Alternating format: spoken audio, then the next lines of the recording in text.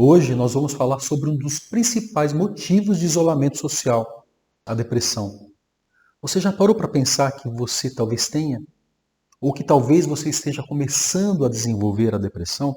Pois é, existe uma chance disso estar acontecendo bem debaixo do seu nariz.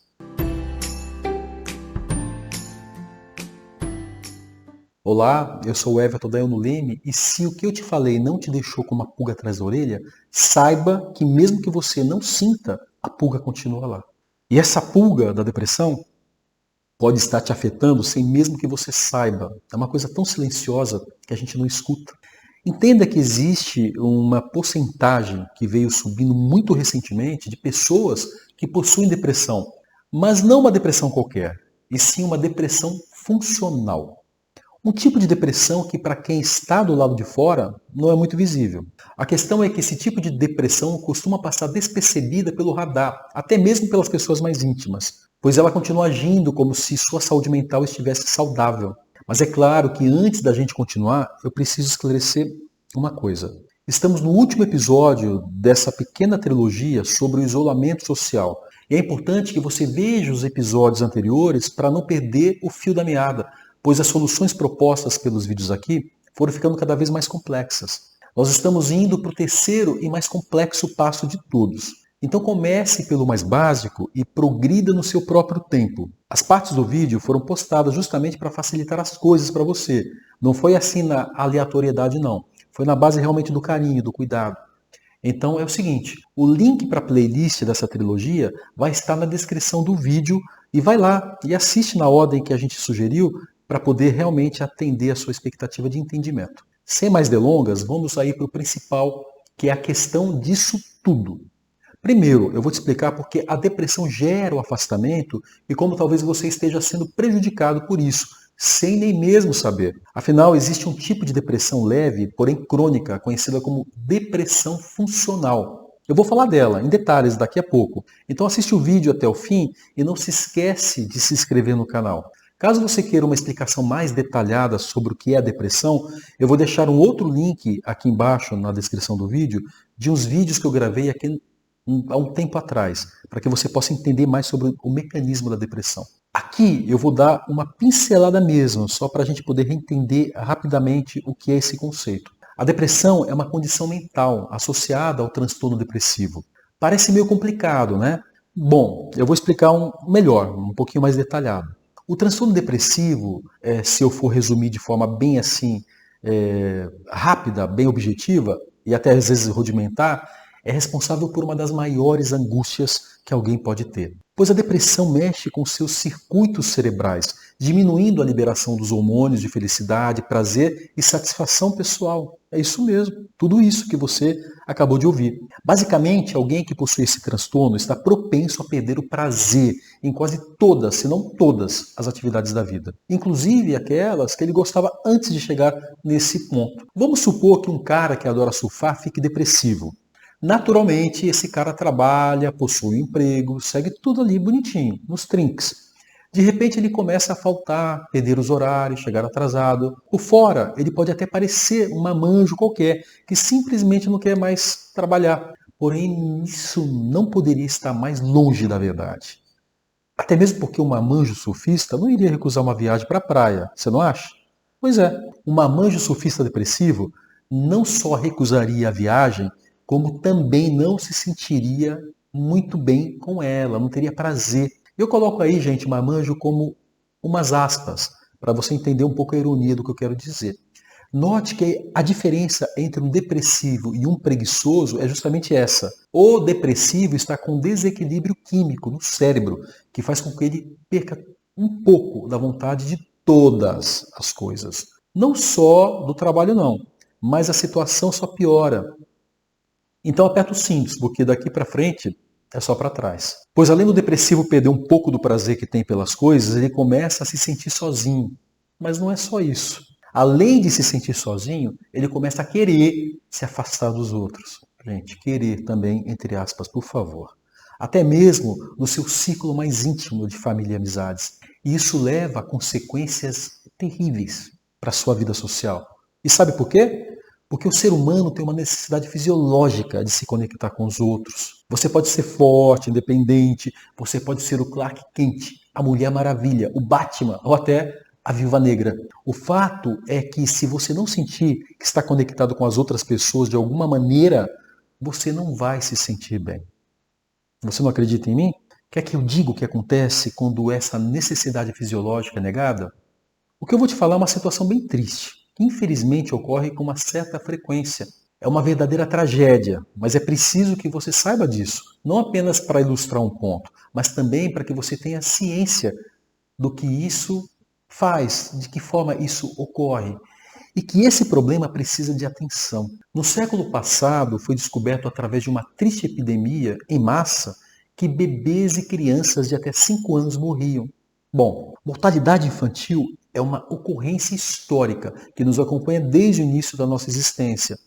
Mas o motivo pelo qual essas crianças morriam é de partir o coração. Pois você está prestes a descobrir que a falta de amor, zelo e carinho não apenas isola, mas também mata. Principalmente os mais vulneráveis. Principalmente os bebês e as crianças. Um grande número de bebês viraram órfãos na Ucrânia, lá no começo do século passado, devido aos regimes ditatoriais que passaram a dominar o território. Esses regimes trouxeram fome e miséria ao leste europeu e isso impossibilitou que pais pudessem cuidar dos filhos de forma adequada. Essas pobres crianças, vítimas das piores ditaduras imagináveis, acabaram se espalhando pelos orfanatos e elas, infelizmente, morriam. Quando descobriram que havia um índice absurdamente alto de mortalidade infantil, apesar de elas estarem relativamente saudáveis e seguras, começaram a investigar.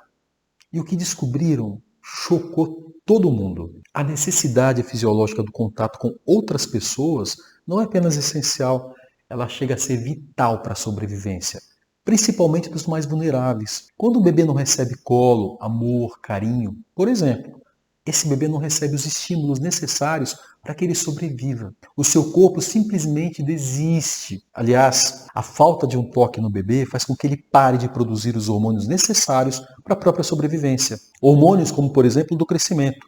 E a falta deles mata. A falta de contato mata. O isolamento mata.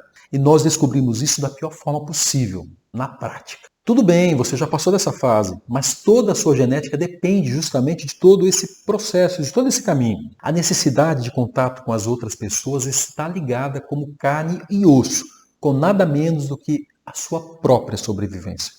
O sentimento de conexão tem que existir. Caso esse sentimento não exista, de alguma forma, as chances são de que você perca o seu senso de pertencimento, de propósito, suporte e intimidade. As consequências disso não são apenas ruins para a sua vida social, no sentido mais superficial das coisas, mas também para você como um todo.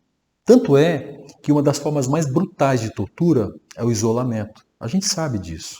Confinamentos, solitárias, poços escuros, qualquer coisa que te impeça contato com outro ser humano, são apenas algumas das maneiras mais dolorosas de infligir punições. Às vezes, os danos causados pelo excesso de isolamento são irreversíveis, podendo enlouquecer até o mais forte dos mais fortes. É por isso que você precisa saber se você tem algum grau de depressão ou então está se afastando dos outros sem querer, pois a negação dessa necessidade humana pode agravar a situação e não queremos isso de verdade, certo? Eu tenho um vídeo no canal que te explica direitinho como fazer o teste de depressão mais rápido do mundo.